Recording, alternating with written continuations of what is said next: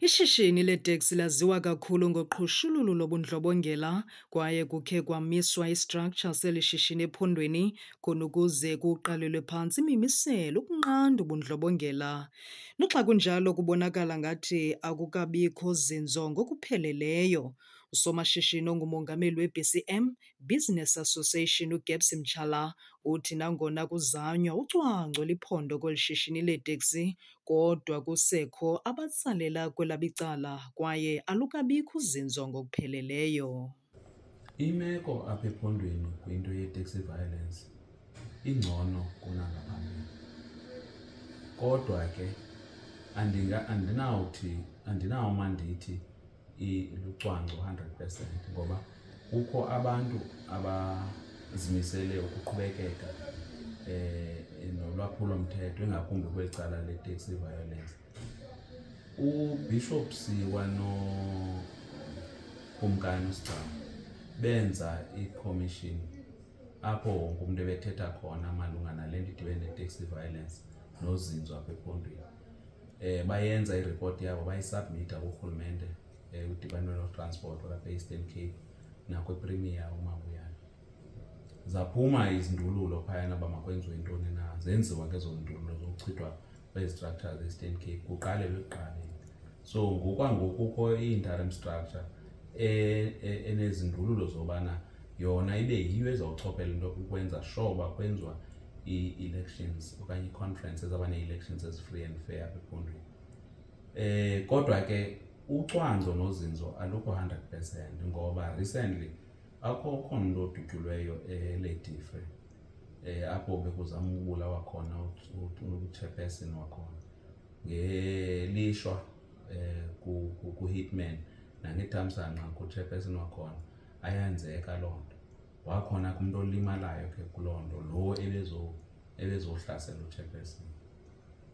Ukhona umuntu odutyulweyo kwakhona eCofa Imvaba nalapho yenzeke erenkini loo nto. Ukhona umuntu odutyulweyo eMount Elief nalapho enento okwenza nale nto idibene ne-taxi violence.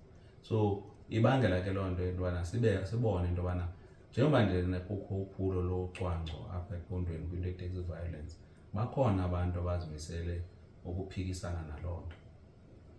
Usomashishini uMtshala uthi nanjengoko beziinkokheli kwishishini leeteksi uthe waveza indima ebalulekileyo edlalwa ngurhulumente wephondo leMpuma Koloni nanjengoko bekukho iyantlukwano phakathi kwamaqela amabini u-A no-B.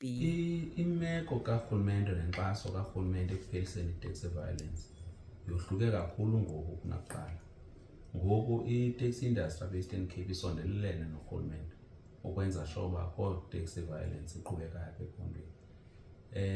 Nale nto idibene nokuba kubekho interim structure ezawuququzelela i-conference, urhulumente wephondo ungakumbi i-Department of Transport ibe nesandla ekwenzeni sure into yobana yonke into irana smooth and intsebenziswano phakathi kwala maqela amabini which is i-interim structure lena kaSantako norhulumente ikwiqondo eliphezulu.